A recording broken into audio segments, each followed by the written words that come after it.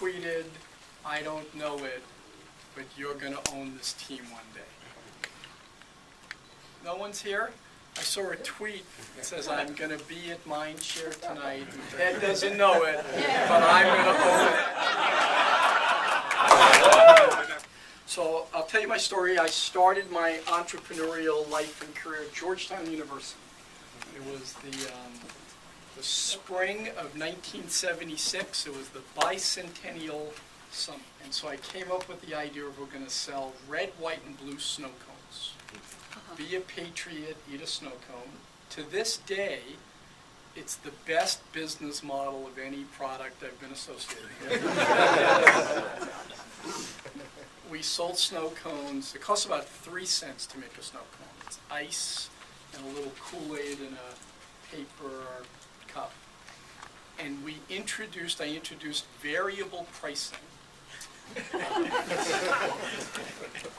Our sales team were the most attractive girls we could find on campus. And they all wore red, white, and blue t-shirts. And it was 50 cents for a snow cone if it was 80 degrees or less. And if it was 80 to 90 degrees, it was $1. And if it was over 90 degrees with typical humidity here, we would negotiate. And so that's how I started my career. At that same year at Georgetown, I was introduced to computers. If you can believe it, I was an English, American Studies major, and I had to write a thesis. And so I went to the library and I took the thinnest book that I could find, which was Ernest Hemingway's Old Man and the Sea. You ever read the book? Fantastic book. First chapter, it was a good day. The sun was hot. The water blue. Second chapter. So I read this book. I really liked it.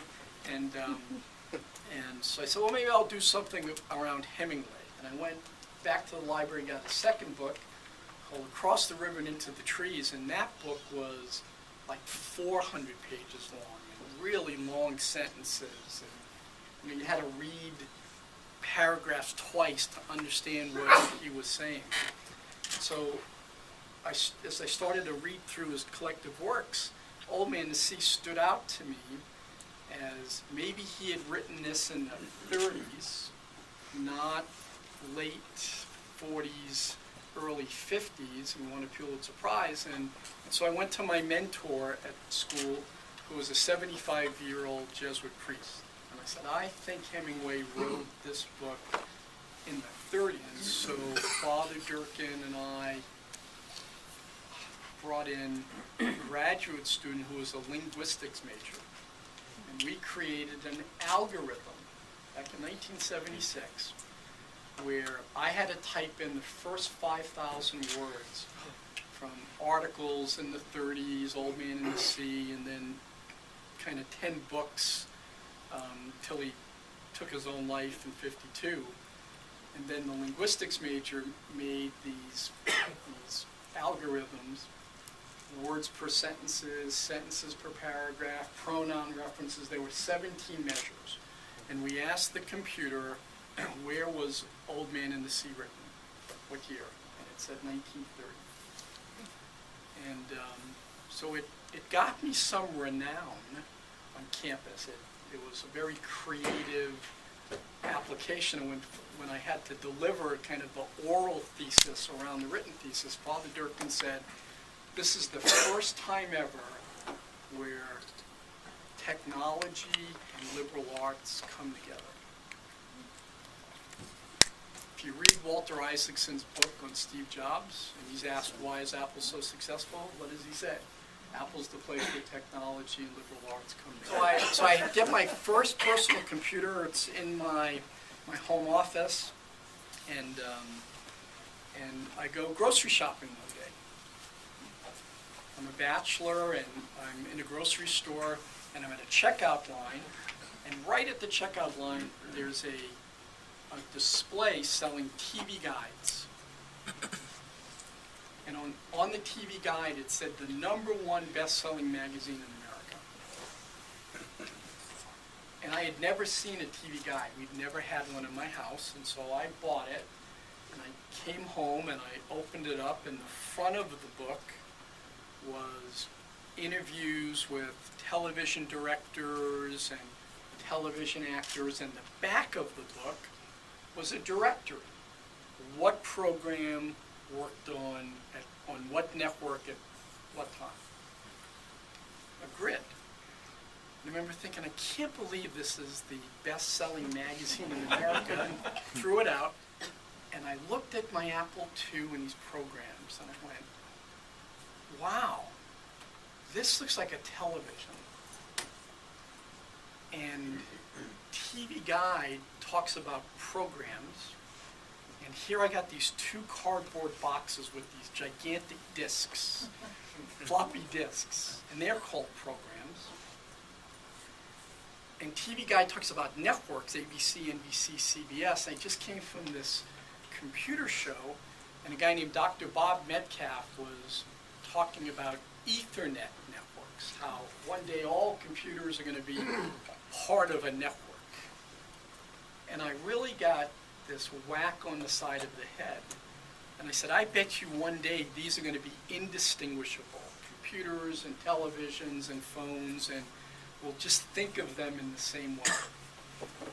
And I bet there's a big business here.